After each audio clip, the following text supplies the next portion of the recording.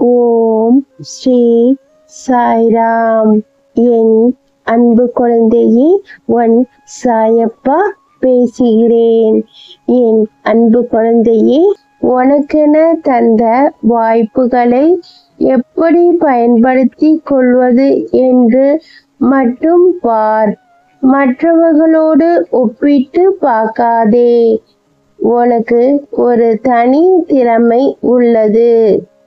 சாயப்பாவின் அருளால் அந்த தனித்திறமை சரியாக செயல்படுத்து.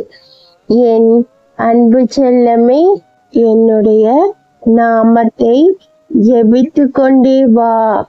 நீ தொடர்ந்து வாழ்க்கையில் வெற்றி பெறுவாய். அதனால் மகிழ்ச்சி அடைவாய். என் அன்பு தங்கமே, ஜெய் சாய்ராம். அல்லாஹ் மாலிக்.